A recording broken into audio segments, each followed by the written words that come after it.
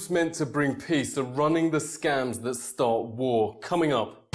NGOs accused of the hoaxes pushing Ukraine to war.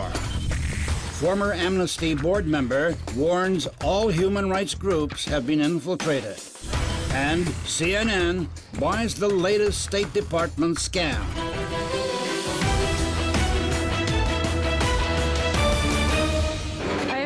Ukrainian, the native of Kiev. This viral video, hyped by the mainstream, is the latest exposed as a State Department hoax, the opposite of the stated, quote, grassroots expression by Ukrainians. It's actually by a California firm and produced by a man called Larry Diamond of the US State Department and its NGO, the National Endowment for Democracy. The video is designed, notes activist post, to con the public to back more foreign intervention by associating Ukraine's shockingly violent coup with some peaceful, fragrant girl called Julia, instead of Nazi insurgents who've murdered their way to power, or Assistant State Secretary Vic Newland, caught revealing she'd plotted this coup against the elected government long before the protests started. Investigative reporter Paul Joseph Watson notes CNN's Anderson Cooper, for some reasons, often the point man for these State Department hoaxes. Paul joins us. Great to speak to you. What's going on? So you could look at the example of Anderson Cooper. He sold the Coney 2012 scam, which was similar to this I am a Ukrainian scam, and he quickly had to abandon that once it became obvious that that was a contrived agenda to justify US military intervention in Africa. And then, even after that, he sold the Syria Danny scam, which was this situation involving a quote, Syrian activist who was in fact staging YouTube videos to blame atrocities on the Assad regime as a means of discrediting, demonizing the Syrian government and justifying US military intervention. And what's interesting is the mainstream media interviews of Yulia that have occurred over the past couple of weeks credit her with being the creator of the video, when in fact it was created by a production company linked directly to the US State Department. So the key man behind the video, according to the production company itself, was Larry Diamond. Larry Diamond's National Endowment for Democracy is funding at least dozens of Ukrainian groups they simply dub, quote, pro-democracy and human rights. In fact, these groups' websites call for assassination of political opponents. As one headline reads, he needs to be killed. Rioters have been handed out these instructions by a State Department-funded NGO called Canvas. Canvas made identical flyers in Arabic for US-backed protests in Egypt. In fact, instructions with the NGO's fist logo have been distributed wherever countries resist takeover by Wall Street.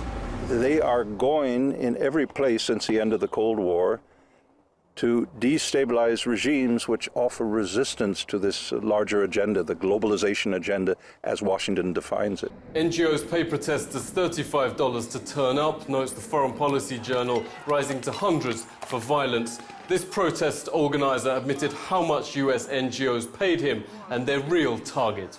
$1 million.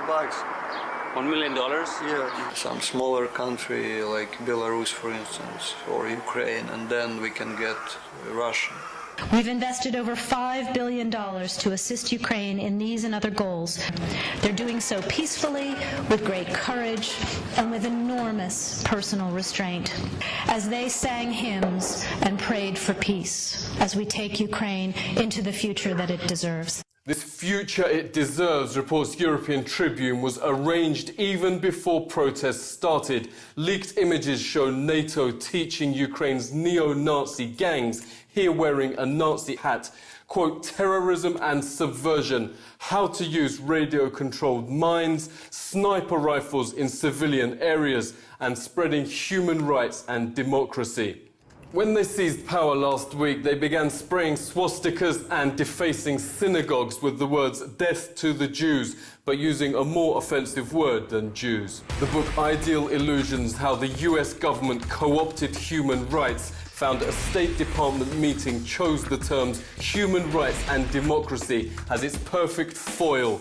Such broad terms could justify attacking anyone, while Hollywood and media paint US as the model, despite by far the world's largest prison population and far and away the world's most appalling war crimes, including the murder of millions in Iraq.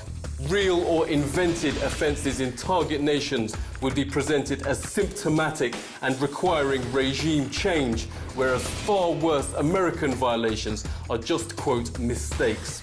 In fact, the very term human rights group, notes the site Global Research, couldn't be more false. Each US bombing campaign is not just supported by NGOs, they have been the very instigators of the scams that push decision makers to destroy human rights and human lives around the world. Over 70 leading NGOs claimed Gaddafi'd murdered 6,000 in Benghazi, the claim on which the UN approved intervention.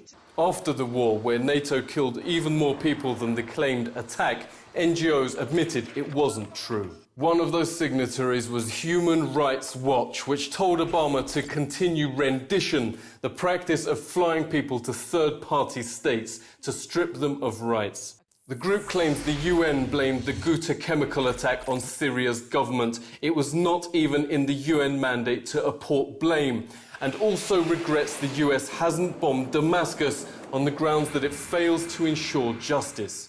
Justice, for Human Rights Watch, notes Ron Paul Institute's Daniel McAdams, means NATO killing far more people than even the alleged attack. Daniel joins us. Great to see you. Why are human rights groups behaving like this? Well, you know what? Human Rights Watch is kind of a pseudo-private intelligence agency. They often have people on the ground first, and they are able to dominate the media coverage of an event. They can inflate figures, they can deflate figures depending on the position of U.S. foreign policy. This human rights organization that issued a report about Gaddafi was using jet planes to kill people, and he had killed 6,000. It was repeated the same way, as gospel. And then a very good French filmmaker named Julien Thiel made a film where he interviewed the individual who was responsible for writing that report, a Libyan citizen, and they asked him, well, where was the proof for your assertions? And he just looked at the camera and said, there is no proof. There is no proof. What can I tell you? There is none. In what human rights investigations called a scandal of the first order, the state official who took NGO's Libyan hoax to the UN was rewarded with the chair of Amnesty USA. Suzanne Nussel promptly made one of Amnesty's Big Four campaigns a celebration of NATO bombing Afghanistan, with the catchphrase, NATO keeps the progress going. 12 years of Afghan war's been a disaster. The UN's relief chief warns increasingly men and women can't even feed themselves, let alone any other rights. Political activist Eric Draitser joins us. Great to speak to you. What's going on? Look at some of America's wars to understand the way in which Amnesty International functions as a propaganda mouthpiece. If you look at the Amnesty International campaign with regard to Afghanistan, what do they put front and center? The rights of women. By putting it out there in that fashion, they are acting to sell the war, the continued occupation of Afghanistan, to the American people, using the face of young Afghan women to justify what is a nakedly imperial war. This is the sad truth of what Amnesty International does, that Amnesty International, like the other NGOs, act as an appendage of the United States foreign policy. They act as an appendage of finance capital.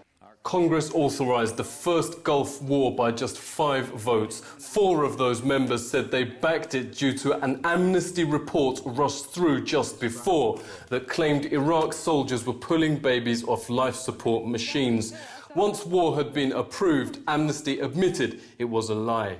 The resulting invasion was a, quote, indiscriminate massacre of hundreds of thousands of civilians and soldiers, including a 4-hour slaughter of thousands of defenseless fleeing people. One US pilot admitted was like shooting fish in a barrel. Amnesty board member Francis Boyle resigned after hitting a wall of silence on any approach to US, British or Israeli war crimes. He joins us now. Great to see you. Can you give us a view from inside the organization? I was involved in trying to prevent their publication of that dead babies report on Iraq that was so warmongering. I couldn't do it.